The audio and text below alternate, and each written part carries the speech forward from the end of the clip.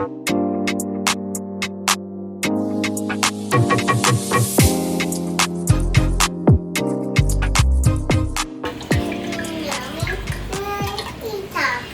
got 3 pounds of beef neck bones, and I went in with about 3 tablespoons of olive oil. My oven is preheated to 375 degrees. I am also going to add, I've got 2 big head of garlic. I'm just going to toss that in there, and I'm going to give everything a good mix, and then I'm going to lightly cover it with some foil. You know, you don't have to be precise, just drop a piece of foil on it. That's just going to protect it. It's going to go into the oven and roast for 1 hour. I just pulled it out of the oven, and this is the roasted beef neck bones along with the garlic. What I'm going to do now is create the broth for this soup. This soup is more about the liquid, the juice, the broth. That nice, sipping, rich, full of antioxidant kind of thing.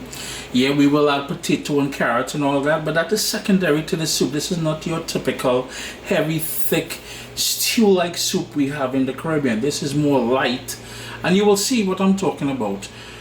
The sort of pan drippings there. If the piece of beef was fatty, or if you use more of the olive oil that I used when I started off with, take that oil on the bottom there and start the soup with it.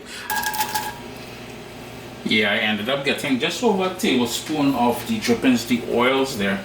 So in with a large onion. My heat is on medium low. You're not hearing that sizzle yet because I want it to come up to temperature. I just wanted to coat the onions with that lovely beef. Well, basically it's tallow, to be honest with you, you know. Because we created it with the influence of the beef drippings there. To that, I'm gonna add 2 stalks of celery, and you can start hearing that little schwa action going on there. Fresh ground black pepper. Give it a good dose of that black pepper. And this is the garlic that we roasted off of there. So that's going to go into the jam as well. And when I say jam, I ain't mean nothing to make your little jam sandwich with. I mean jam as in the rhythm and the action that's going on in the pot here. Yeah? And that roasted garlic is not only going to have that rich garlic flavor, it's going to have a nice sweetness to it as well by roasting it off as we did there. To give the soup some color and some depth of flavor, I went in there with some tomato puree, and again, you want that to hit the bottom of the pan, and that also is going to sweeten up the tomato. And I like using the tomato paste out of the tube. I find it's less tart than the cheaper stuff you get in the cans. For some reason, that's just the way it works. Yeah. It's now time to add the beef bones to the pot. And what I'm going to do is I'm going to swish around some hot water in the roasting pan there, just to pick up some of that sort of fond on the bottom of there. Give everything a nice coating. And then we're going to turn our heat up to medium-high. And we're going to start adding the braising liquid to the pot now. I'm going to go in with a good whack of salt in there because I'm adding a ton of potato and stuff like that. Later on we can adjust that salt.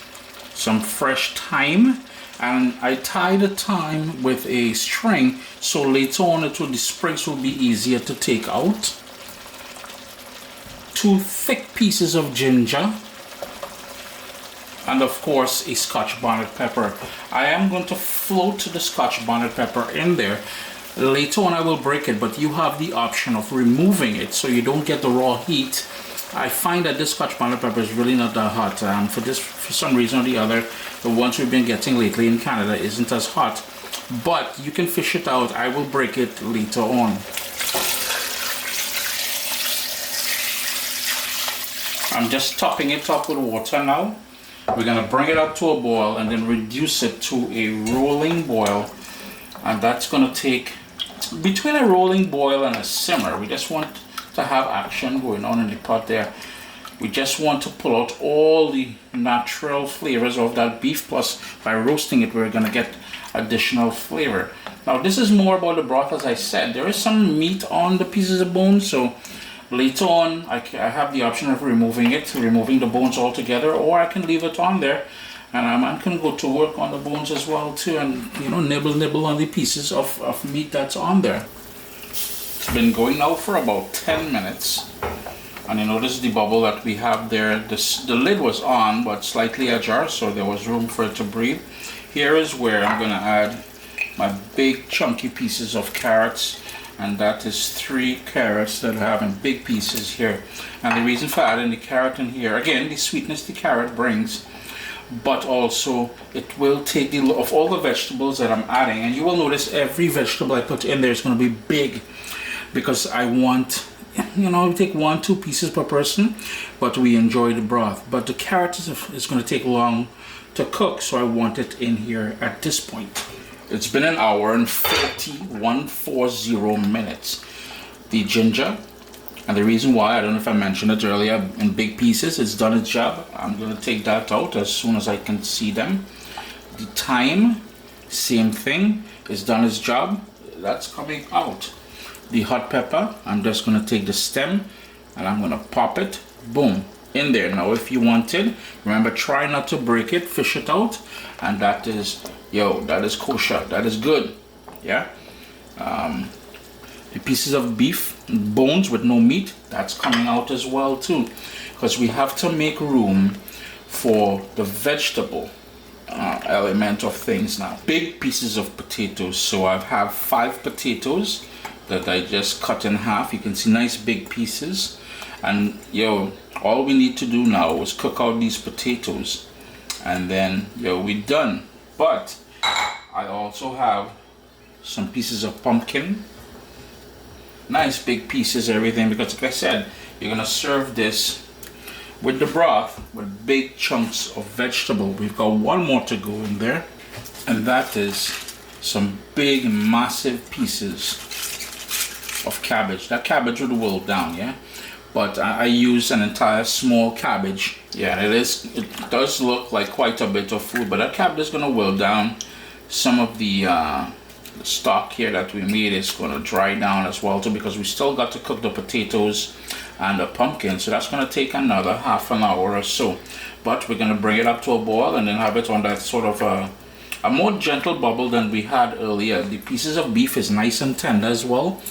I'm already tucking into a piece of that beef, but we're going to bring this back up to a boil and then let it go for about 25 to 30 minutes until the potato is nice and tender, the pumpkin is nice and tender, and both things will start to suck in all of that lovely beef niceness that you're seeing down inside there. This has been going for 25 minutes since I added the potato and the cabbage and stuff like that in here. Here is where I would recommend the pumpkin. Taste it for salt, adjust that salt. Everything is nice and tender in there. Sup, soldiers? Listen, if you enjoy this recipe, I'd really appreciate it if you hit subscribe and click that bell notification thing. If you've made the recipe, take a picture and send it to me. Email address down here. I'm trying to tell people the email address, then Butts will take the address and do all kind of thing with it. And tag me on Instagram at Caribbean Pot. I really appreciate you guys, and thanks for being in my kitchen with me today. Irie? The very last thing I'm going to do is hit it with some parsley. And again, this is all about the antioxidants and all that niceness that's good for us inside. I'm just going to tuck everything down. This will thicken up a little bit as it cools down. So I'm going to serve myself a little plate. A big basin actually. Who am I kidding? Ladies and gentlemen, it did take a while, but I'm telling you, see this broth here, boy? You see this? That there is killer. What I like to do also is hit with another little fresh ground black pepper just at the end here, just to finish things off. Chris here, CaribbeanPot.com. Always a pleasure having you guys here in the kitchen with me. I do hope you guys get the opportunity to try this soup your next soup Saturday. Irie. Irie. What's up, soldiers? Don't forget to click subscribe. If you've already clicked subscribe, hit that bell notification thing. I want to all you missing out on the new videos, man. Come on, click.